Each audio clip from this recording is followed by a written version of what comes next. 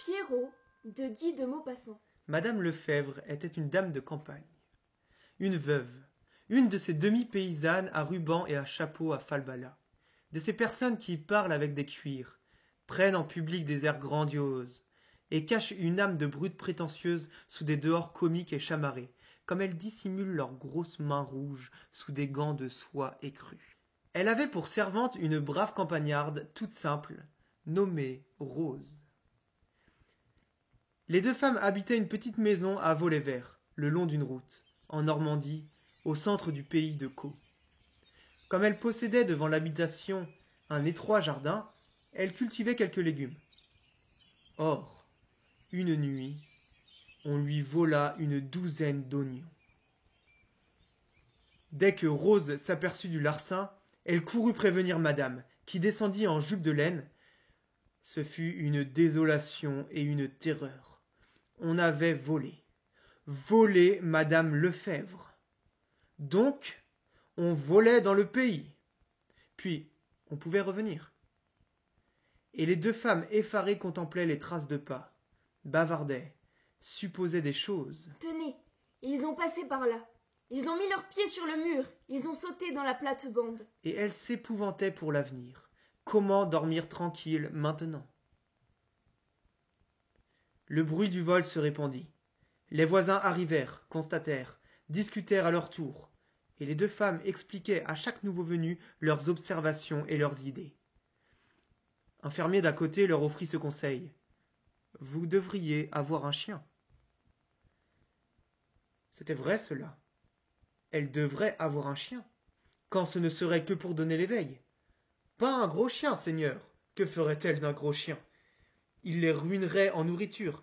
Mais un petit chien, en Normandie, on prononce quin. Un petit freluquet de quin qui jappe. Dès que tout le monde fut parti, madame Lefèvre discuta longtemps cette idée de chien. Elle faisait, après réflexion, 1000 objections, terrifiée par l'image d'une jatte pleine de pâté, car elle était de cette race parcimonieuse de dames campagnardes qui portent toujours des centimes dans leur poche pour faire l'aumône ostensiblement aux pauvres des chemins et donner aux quêtes du dimanche. Rose, qui aimait les bêtes, apporta ses raisons et les défendit avec astuce. Donc, il fut décidé qu'on aurait un chien, un tout petit chien. On se mit à sa recherche. Mais on n'en trouvait que des grands, des avaleurs de soupe à faire frémir. L'épicier de Rolleville en avait bien un tout petit. Mais il exigea qu'on le lui payât 2 francs pour couvrir ses frais d'élevage.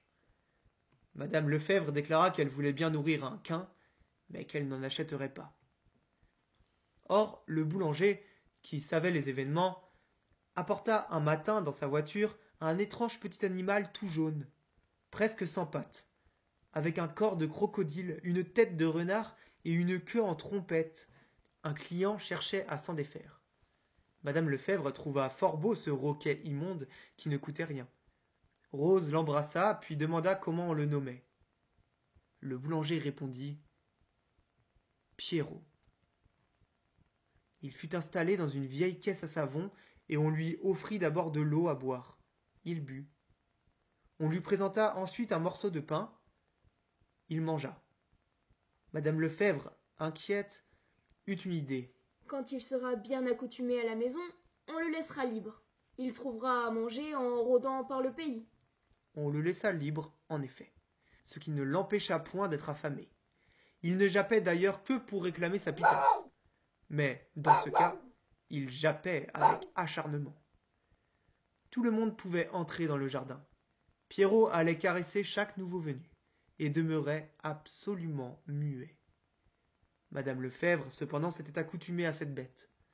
Elle en arrivait même à l'aimer, et à lui donner de sa main, de temps en temps, des bouchées de pain trempées dans la sauce de son fricot. Mais elle n'avait nullement songé à l'impôt, et quand on lui réclama 8 francs, madame, pour ce freluquet de quin qui ne jappait seulement point, elle faillit s'évanouir de saisissement. Il fut immédiatement décidé qu'on se débarrasserait de Pierrot. Personne n'en voulut. Tous les habitants le refusèrent à 10 lieues aux environs. Alors, on se résolut, faute d'autres moyens, à le faire piquer du mât. Piquer du mât, c'est manger de la marne. On fait piquer du mât à tous les chiens dont on veut se débarrasser. Au milieu d'une vaste plaine, on aperçoit une espèce de hutte, ou plutôt un tout petit toit de chaume posé sur le sol. C'est l'entrée de la marnière. Un grand puits tout droit s'enfonce jusqu'à 20 mètres sous terre, pour aboutir à une série de longues galeries de mines. On descend une fois par an dans cette carrière, à l'époque où l'on marne la terre. Tout le reste du temps, elle sert de cimetière aux chiens condamnés. Et souvent, quand on passe auprès de l'orifice, des hurlements plaintifs, des aboiements furieux et désespérés, des appels lamentables montent jusqu'à vous. Les chiens des chasseurs et des bergers s'enfuient avec épouvante des abords de ce trou gémissant. Et, quand on se penche au-dessus, il sort de là une abominable odeur de pourriture. Des drames affreux s'y accomplissent dans l'ombre. Quand une bête agonise depuis 10 à 12 jours dans le fond, nourrie par les restes immondes de ses devanciers, un nouvel animal, plus gros, plus vigoureux certainement, est précipité tout d'un coup. Ils sont là, seuls, affamés, les yeux luisants. Ils se guettent, se suivent, hésitent, anxieux. Mais la faim les presse. Ils s'attaquent, luttent longtemps, acharnés, et le plus fort mange le plus faible, le dévore vivant. Quand il fut décidé qu'on ferait piquer du mât à Pierrot, on s'enquit d'un exécuteur. Le cantonnier qui binait la route demanda 10 sous pour la course. Cela parut follement exagéré à madame Lefèvre.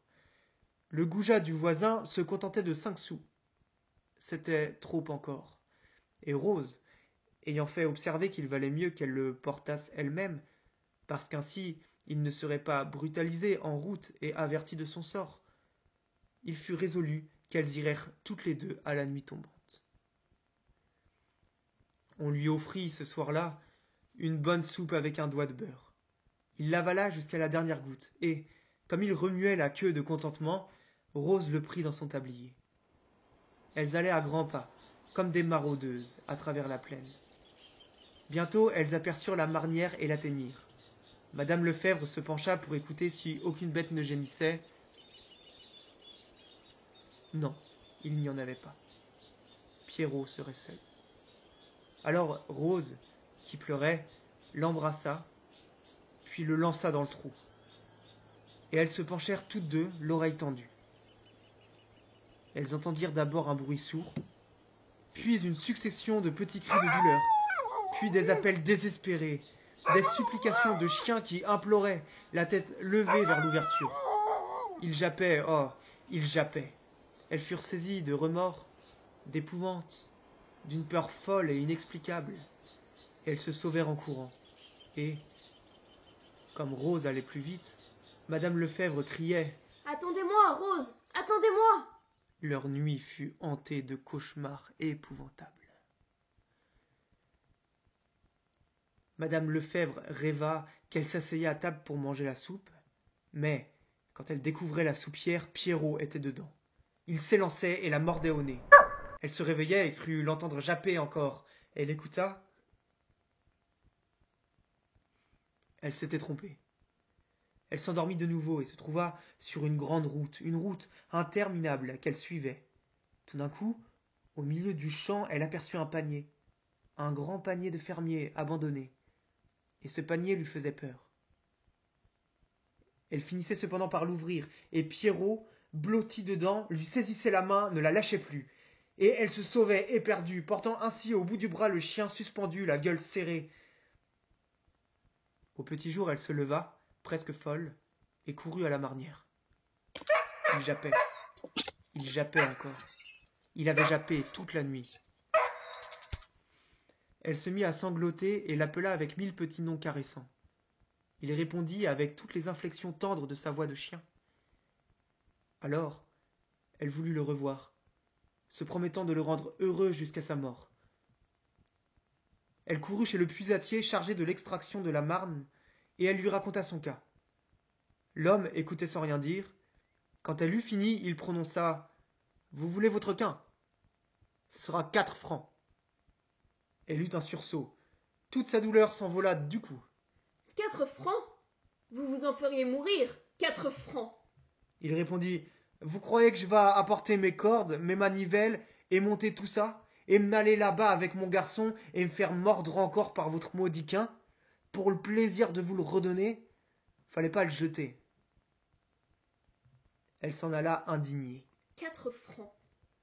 Aussitôt rentrée, elle appela Rose et lui dit les prétentions du puisatier. Rose, toujours résignée, répétait 4 francs, c'est de l'argent, madame. Puis elle ajouta Si on lui jetait à manger à ce pauvre quin, pour qu'il ne meure pas comme ça.